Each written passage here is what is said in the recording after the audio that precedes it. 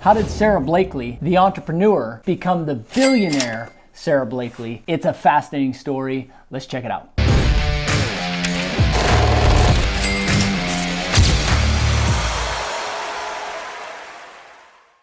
I'm Dr. Dan. I'm a neuro guy. That means I'm a brain guy. I teach entrepreneurs how to take their message to the masses with simple neuroscience using the power of story. So in this video, we're going to break down how Sara Blakely, the owner and CEO of Spanx, became a billionaire. It's an amazing story and one that hits home to me because I have 3 daughters. I'm fascinated at Sara's story, and there's a couple key parts that make it so compelling. And I've used some of these strategies in my own family to help them see the bigger picture. So I live in a home with 4 girls, 3 daughters, 1 wife.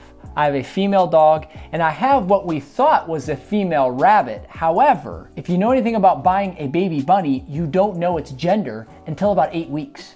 And that was a sad 8 weeks. Our bunny, Grace, is now Grayson, which is funny now, but it wasn't at the time when my girls were absolutely devastated that the girl bunny they picked is actually a boy. All that to say, I'm surrounded by females. So when I study someone like Sara Blakely and her story, it becomes very fascinating to me to be able to emulate and model what she's done in my own life as an entrepreneur, but also passing that on so that my girls can do much bigger things than I've ever thought about doing. So as a dad, I really focus on teaching my girls how to solve problems. Becoming an entrepreneur is about taking responsibility for outcomes. You don't want to just get a job so that you can clock in and clock out and get by with the least amount possible. You want to contribute. You want to solve problems.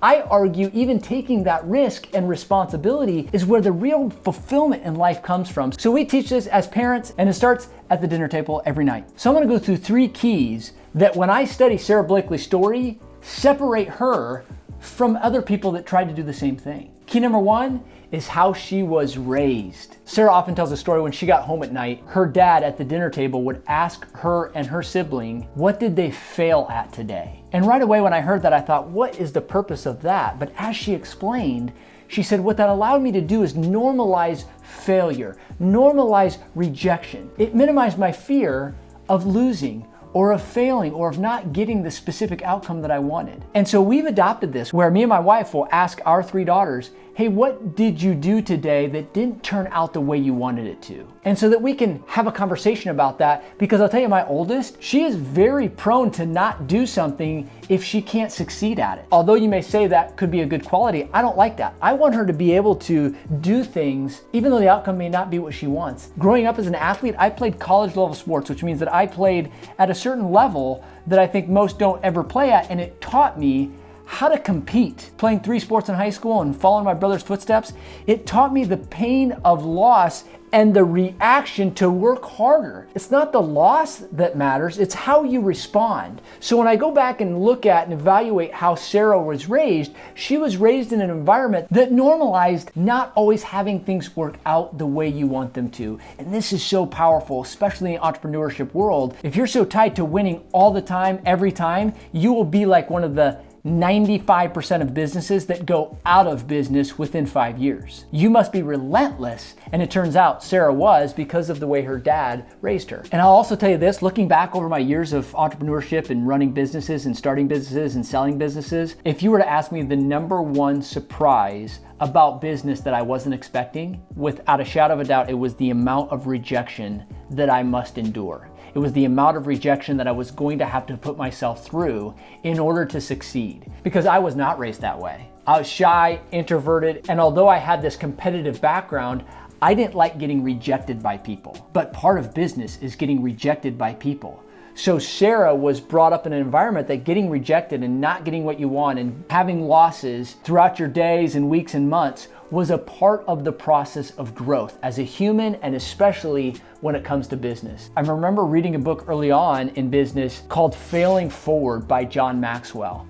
And it really put it all into perspective that so many leaders, in fact, every leader that you know that's been successful has had more losses, rejection, and failures, which has led to their success. Abraham Lincoln is known to say, I succeed because I failed. Dan Sullivan says, you'll never succeed without the failures. And this is the opportunity to reframe your loss. The fact is, you may have not gotten the results, But all it was is what we call work. And work always works. It either works on you to change and alter so you can get a better result, or it works for you and you get the result. Work always works. The second thing about Sara she did so well, she understood her unique selling proposition and she was relentlessly willing to go after it. Before she starts Spanx, she tells a story about how she went door to door selling fax machines. So she was very familiar with rejection. And then she develops this new product called Spanx that she knew solved a very specific problem in the marketplace. And because she knew its USP, unique selling proposition, she could sell it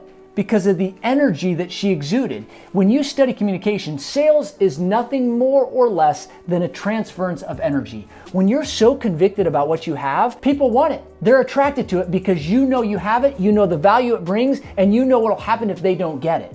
Sara Blakely had that. She would actually take pictures of herself. This is a fascinating story. She would take pictures of herself and her booty, and she would show with Spanx and without Spanx. Without Spanx, she would show panty lines and cellulite. Again, this is all things that you can look up what she talks about. But then she puts on the Spanx and all those go away. So she was vulnerable, so vulnerable. And then she used visuals. She said, I would laminate these pictures so these women could see, here's what I look like without them, here's what I look like with them. And what did they say? I need some of those, because they could relate. See, I teach the power of story, and I teach visuals help distort the brain in a good way. When you have to communicate something that is not easy to understand, you need to use the best brain tactics. This is why I teach this to all my clients. In fact, if you need help with this, click the link below. If you're struggling getting people to pay attention to you, getting them to follow through or to convert or to pay you, you may be a couple tweaks away, and it all has to do with your messaging. She used visuals and she used the power of story so well, her own story and the vulnerable parts that help people relate, and it took her to the top. And the third thing that Sara Blakely did so well is her willingness to risk. She tells fascinating stories that she got a deal inked with Neiman Marcus, but she didn't just leave it at that. She would go in and hold Spanx days, and that's where she would do training to all the staffers there to teach them about Spanx. She said, I'm not gonna leave the success of my business up to somebody that's making $10 or $12 an hour to push my product. So she would go and have these Spanx days. She would spend for 2 years straight, 8-hour days standing in Neiman Marcus to sell her $20 item. But what was cool about it is she would go in early, she would lead a training, she would get people there from all of the departments. Because she knew most people that need this are not gonna end up in the pantyhose section. They're gonna be in the makeup and the shoe departments. So she was gonna train all the heads of that departments to be able to answer questions or to direct them at this new product called Spanx. Another amazing part is her relentless risk-taking capabilities. Sometimes you gotta break the rules. And so she would actually go to Target. She would buy those folder holders that have slits in it, and she would stick them at the front register, and she put these $20 Spanx in there so everybody coming by would see them and ask about them. But the crazy part is Neiman Marcus is very strict with their policies. So she would be asked, do you have permission for this? She'd say, oh yeah. And the next person, do you have permission for this? Oh yeah. And they would just all think that the superior person gave her permission. Nobody gave her permission. But by the time it got to the head guy, he saw all the sales from this $20 product be put at the front registers, and he couldn't deny it. He said, I'll give you permission to do that. So her willingness to take a risk, break the rules, because she knew the value of her product. I have experiences in my own life early on, sitting at grocery stores, sitting at fairs, sitting at home and garden shows, just putting in the hours. I spent $323,000 to go to do specific training after a $200,000 education, all so that I could go work 7 days a week and train underneath this one company so that I could see exactly how I can do this for myself. The question becomes, how much are you willing to risk to make your business, your thing, your mission, your purpose successful? Sara has so many great stories of how she built this thing, and early on, all the time and effort, energy that she put in product, making it new and giving away free product and having the tough conversations and being willing to be uncomfortable because she knew she had this thing to take to the world. And now she's a $1 billion entrepreneur. So you ask it, is it worth it? And she would 100% say yes. And more importantly, she's helping a lot of women with her products, and she's got an amazing company employing so many people and making a contribution on this earth that is so amazing. And I'm here to tell you, you have a purpose, you have a calling, and it's time for you to implement some of these strategies that she did. And I'm speaking to myself. We all need to be doing these things. It's a fascinating story. Sara Blakely, kudos to you. Thank you for carving a path for other business owners and entrepreneurs so we know what it takes to actually go to the next level.